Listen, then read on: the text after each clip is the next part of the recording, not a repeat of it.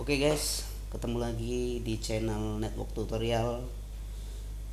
Jadi kita malam ini mau bahas tentang PPOE dan IP statik. Jadi sebelum menyimak video ini, saya harap teman-teman sudah mengklik subscribe ya, dan sudah nyalakan loncengnya untuk mendapatkan video-video update yang berkaitan dengan network tutorial gitu ya, atau seputar RT RW net. Jadi ini channel ini sangat cocok untuk teman-teman penggiat RT RW net gitu ya, biar dapat update-update ilmu baru gitu. Jadi langsung saja ya, tanpa bajang basa-basi.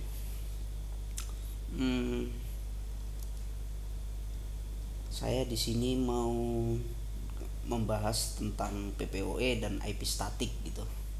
Jadi PPOE atau IP statik ini adalah metode penjualan ke pelanggan ya.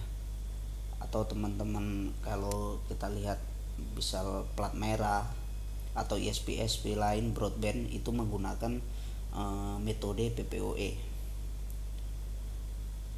Kalau jadi gini, kapan kita harus pakai PPOE dan kapan kita harus pakai IP statik?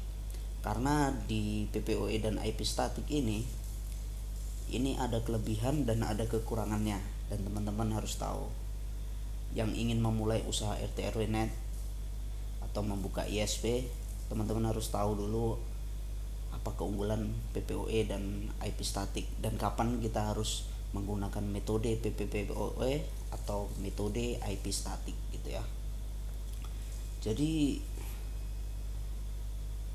berdasarkan pengalaman saya dan pengalaman rekan-rekan RT RW net yang pernah saya settingin gitu mikrotiknya, mereka dengan metode PPOE itu mereka terkendala dengan klien sering disconnect gitu ya, atau sebenarnya dia di interface muncul ya, di interface mikrotik. Kalau teman-teman pakai PPOE sudah familiar lah saya rasa, itu di interface mikrotik dia tetap muncul aktif gitu ya, tapi di klien itu nggak ada internet. Atau kalau teman-teman pernah lihat itu, kalau kita connect ke wifi ada notifikasi terhubung tidak ada internet gitu, biasanya seperti itu sih. Kalau itulah salah satu kekurangan si PPOE ya, sering disconnect kalau link kita nggak stabil dan akses point kita itu nggak bagus gitu. Atau bisa dibilang kayak, saya bukan menjelekan perangkat ya, bukan menjelekan brand enggak, tapi pengalaman yang sudah saya pernah alami dan rekan-rekan penggiat RT RW net yang sudah pernah mengalami itu, kalau PPOE di jaringan wireless itu sangat tidak stabil. Apalagi teman-teman itu pakai, contoh lah kita bilang itu Totolink ya, TP-Link dan Tenda gitu ya. Ini 3 perangkat ini kalau kita pasang di PPOE ini sering disconnect gitu ya, atau dia kalau di handphone itu terdeteksi terhubung tidak ada internet gitu. Jadi ketika kita cabut adaptornya, access point ini kita matikan, kita hidupkan, dia akan nyala kembali, internetnya normal kembali. Nanti berikut beberapa jam kemudian muncul seperti itu lagi gitu. Itulah penyakitnya. Saya bilang sih itu ya, ini pengalaman saya ya, itu saya bilang itu perangkatnya yang nggak bisa stabil. Yang kedua itu linknya itu apa, topologinya mungkin teman-teman sudah, infrastrukturnya sudah pakai, ada yang pakai wireless, ada yang pakai FO gitu kan. Itu walaupun kita sudah pakai FO, kalau kita pakai perangkat-perangkat yang seperti ini sering bengong gitu. Nah terus kita maunya kan gimana caranya dengan perangkat murah tapi koneksinya bagus gitu kan. Sementara klien kan maunya kalau instalasi bayar murah tapi internetnya kenceng gitu kan. Tapi dengan apa namanya ya, dengan menghitung atau mengkalkulasikan biaya registrasi pelanggan, kalau kita beli alat yang agak mahalan dikit nggak sesuai gitu, kita dirugikan dengan biaya instalasinya gitu kan.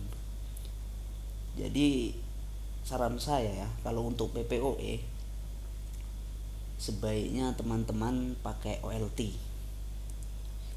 Karena kenapa OLT? OLT itu sudah dipastikan linknya bagus ya kan, karena dia harus menggunakan media fiber optik gitu kan. Tapi dan perangkatnya itu pun nggak bisa sembarangan, ataupun ONT-nya kan nggak bisa sembarangan. Kita harus beli ONT yang memang bagus gitu kan. Dan itu juga dipakai oleh ISP yang besar gitu kan. Mungkin teman-teman pemain RT RW net sudah pernah pakai apa ya, ONT bekas IndiHome yang digunakan untuk yang bisa di apa namanya ya, dibuat Xphone dan iPhone juga bisa ya. Itu kan perangkatnya memang sudah teruji karena memang sudah dipakai oleh ISP yang besar gitu. Jadi kalau sudah pakai OLT, saya berani jamin masalah Anda tentang tidak ada internet, terhubung tidak ada internet, harus cabut adaptor, itu bakal hilang kalau teman-teman sudah pakai OLT. Karena koneksinya sudah jelas stabil, infrastrukturnya juga berbeda karena sudah pakai fiber optik. Lalu yang ketiga itu ONT-nya atau access point-nya benar-benar yang sudah teruji, yang sudah dipakai banyak ISP besar di Indonesia ini kan gitu. Itu jadi saran saya itu tadi, kalau mau teman-teman pakai metode PPOE, sebaiknya teman-teman harus upgrade ke OLT. Dan tapi gitu ya, tapi kalau mungkin income-nya belum sesuai gitu ya, kita harus upgrade OLT. Tapi income-nya belum sesuai gitu kan, nggak balance lah, bakal bisa minus gitu kalau untuk upgrade gitu kan. Jadi saya berikan solusi itu dengan mode ataupun metode IP statik di pelanggan. Apa keuntungan metode IP statik di pelanggan? Pengalaman saya, metode IP statik ini sangat cocok dan sangat stabil dibanding PPOE. Kalau kita bukan OLT ya, kita nggak ngomongin OLT ya, kita ngomongin wireless, ngomongin link yang wireless maksudnya. Kita ngomongin link wireless, kita ngomongin link mungkin teman-teman pakai HTB atau converter fiber optik itu kan. Jadi teman-teman pakailah IP statik.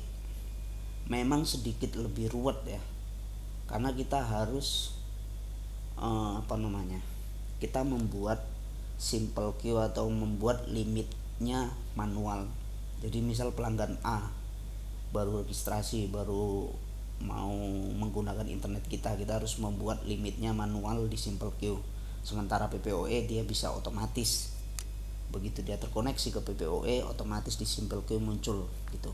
Itu keunggulan PPOE. Nah kalau si IP statik, kekurangannya kita harus membuat manual limitnya gitu. Jadi pelanggan ada yang langganan 5 MB, kita harus buat limitnya manual di simple queue-nya itu tadi. Itu kekurangan dan kelebihannya si IP statik dibanding PPOE ya kan. Lalu yang kedua, ini sangat cocok bila teman-teman belum punya OLT ya kan. Jadi kita bisa pakai perangkat yang murah, contohnya ya Totolink N200 RE ya kan, atau Tenda. Kalau Tenda saya jarang pakai ya. Kalau Tenda itu yang murah itu Tenda N301, tapi sayangnya ini belum support yang namanya mode router, kalau nggak salah ini nggak support. Nah jadi kalau yang support mode router itu teman-teman harus pakai TP-Link TP-Link itu di seri WR840, dan ada beberapa satu lagi yang agak murah juga, saya lupa mereknya.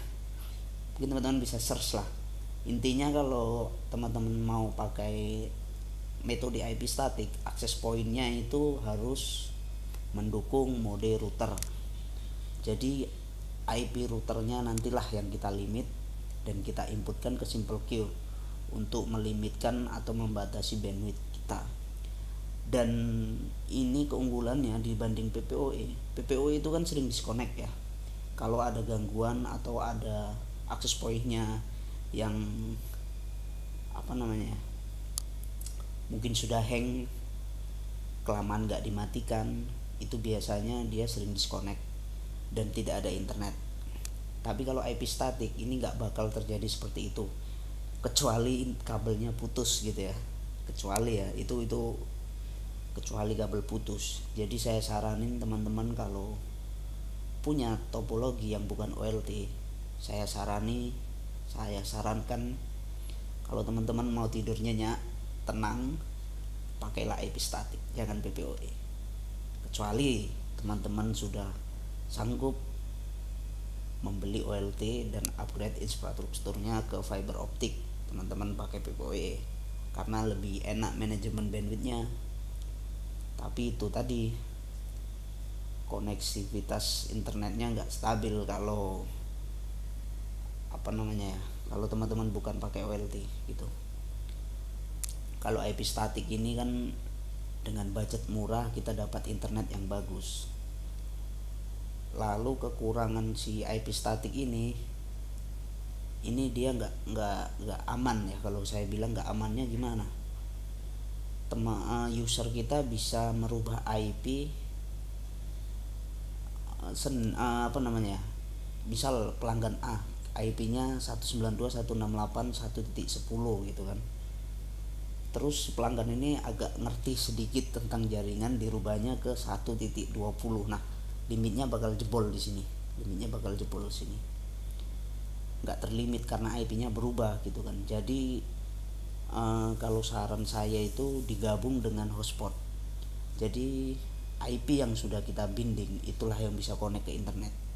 Kalau akses pointnya belum terbinding, dia nggak akan dapat koneksi internet walaupun pelanggan kita sudah merubah IP-nya. Begitu. Untuk mengamankannya seperti itu.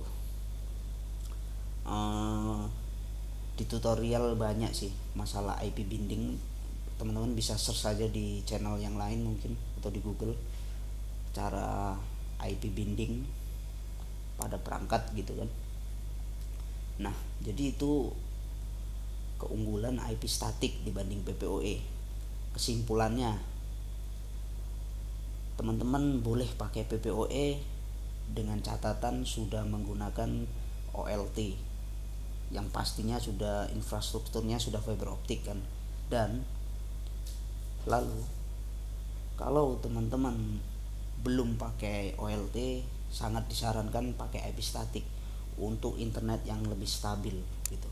Walaupun kita beli perangkat yang murah ya seperti WR840, tenda N300RT, kita dapat internet yang stabil, nggak sering disconnect, nggak sering dapat masalah, dan bisa tidur nyenyak dengan catatan kabelnya nggak putus. Kalau kabelnya putus bakal disconnect kan gitu. Mungkin itu aja sih yang dapat saya sampaikan. Semoga bermanfaat, semoga teman-teman bisa membuat kesimpulan sendiri. Oh, saya harus pakai IP statik gitu, atau saya harus pakai PPOE gitu kan. Jadi teman-teman bisa mengambil kesimpulan dari video yang saya buat ini. Terima kasih. Assalamualaikum warahmatullahi wabarakatuh.